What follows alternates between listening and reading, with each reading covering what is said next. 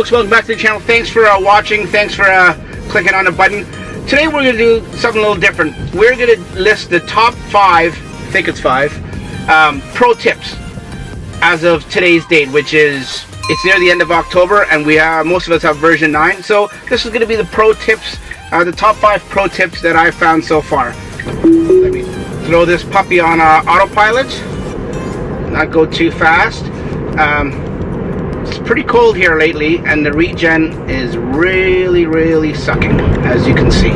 Now folks, if many of you already know this, if you're avid Tesla followers or Model 3 followers, and you know every single thing inside and out about your car, then disregard this. But for people that have a general knowledge of the car that may not know some of these little tips and tricks and little secrets, these are what we call pro tips. So without further ado, let's go check them out. Okay, number 1 folks, with version 9 we have a new, at least for the Model 3, an app switcher, which is right down here. When you click on it, it brings up 6. Really it's only 4, because the other 2 are redundant if you think about it. But with the app switcher you have, of course, calendar, energy, web, camera, charge, and call. I'm not going to get into all of what they do, but what I want to show you is, if you choose, for example, you're using the energy graph, and you've got the energy screen up to see your consumption and everything, and you need to click out of it for any reason, and you just click out of it. If you need to get back into it at any time without having to manually press the app switcher button and then press the energy thing, here's a quick thing you can do. You can just put your finger on the app switcher icon on the black part of the screen. With your finger still on it, just slide up. There you go. How it works is the last app you had running will come back up on the screen when you slide it up. Okay, number 2. With version 9 also came the DashCam. That's right, Tesla called it Tesla Cam, and if it's up and running, as many of us know that we've tried it and it's working for the most part, but every now and then it gets corrupted. There's lots of people out there trying to figure out why it's getting corrupted. This is the early stages of the Tesla Cam, folks, so bear with Tesla. These are the infancy stages. It will get a lot better, a lot more stable as time continues and as the software matures. But a quick way, I mean, it's a little bit of an inconvenient thing, and you shouldn't have to do it, like somebody told us. You shouldn't have to do this, but in the event that you have to do it, a quick way so your USB card doesn't get corrupted. So just as you've come home, folks, and or you've come to wherever you need to go, before you leave the car, all you have to do, go over to the icon of the dash cam, hold your finger down on the button for 2 seconds, and it turns off.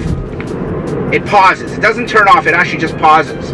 And then if you want it, when you get back in the car and you want to resume where you're going, you just touch it again. You don't have to hold it down for 2 seconds, you just have to tap it and it'll resume. Like I said, a little bit of an inconvenience, but better than nothing for now, so you don't have to go through the bigger inconvenience of having your card keep getting corrupted, and you have to keep coming, you have to keep pulling it out, taking it into the house, and reformatting it. Okay, number 3. I had to park for number 3 here. It's one of the things that have been around for a while, even in version 8, but a lot of people still don't know about it.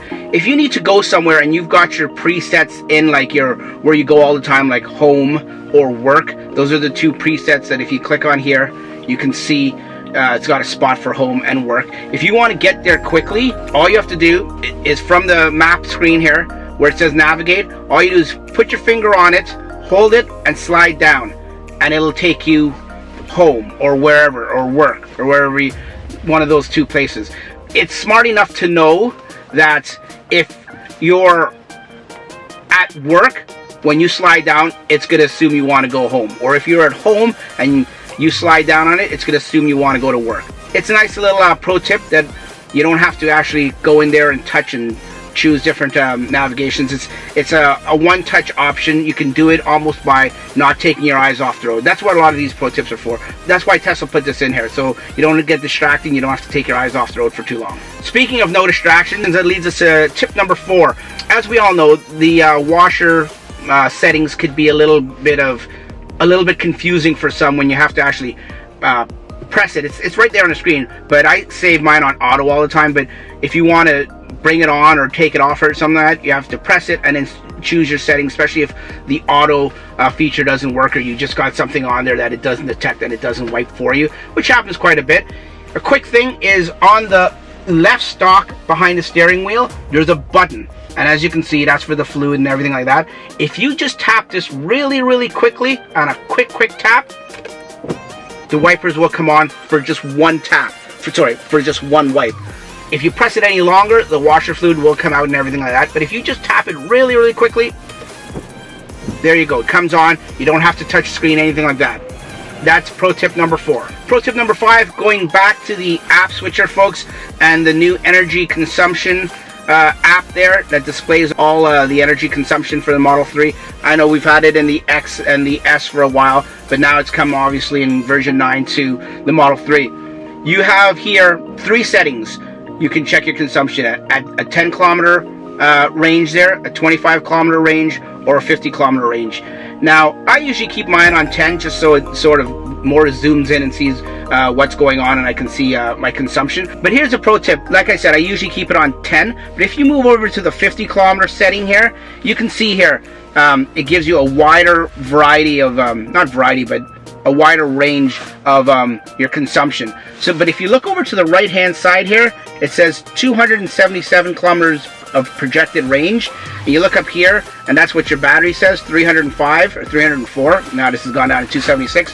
What does I got a truck backing into me here. Okay, what that tells us is that gives, in my opinion, and I've heard by other people, this projected range here gives you a more accurate representation of what you're gonna get out of that battery if you were to continue driving the same way you have and the same habits and behavior. Basically, like I said, if you want to know what your projected range is, don't always look at this. Go over to the consumption and go over to 50 kilometers and look at your projected range. That is a very realistic, real world representation of what your range is going to be. Okay, and the final tip, folks, you can consider this tip number 6 if you like, or you can just consider it an easy bonus tip here. Going back to the maps, folks, if you don't know the address of where you need to go, but you can find it actually on the map, like physically on the map, you can zoom out all you want and say we're going to this area right here,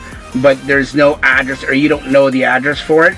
So what you can do is zoom into where you need to go and where you know where it is. If you hold your finger down, it'll just come up right on the screen. You hold your finger down for a couple of seconds. As you can see, it pops up. It tells you basically what the address, if it is an address, it'll tell you where it is. And then from there, you can just click the nav button, and it will navigate you from where you are to where you need to go.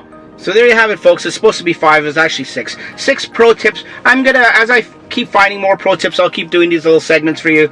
I'll wait till I get like 3 or 4 or maybe 5, and put them together in a pro tip little version 2. This is version 1. We'll consider this version 1, and we'll do the next one, next installment, as we get more pro tips. So hope you enjoyed it, folks. If you like what you saw and any of this benefits you in the future, hit that like button and subscribe to the channel if you haven't already done so, and keep checking back for more Tesla Model 3 stuff. Thanks for watching. We'll see you on the next one. Take care.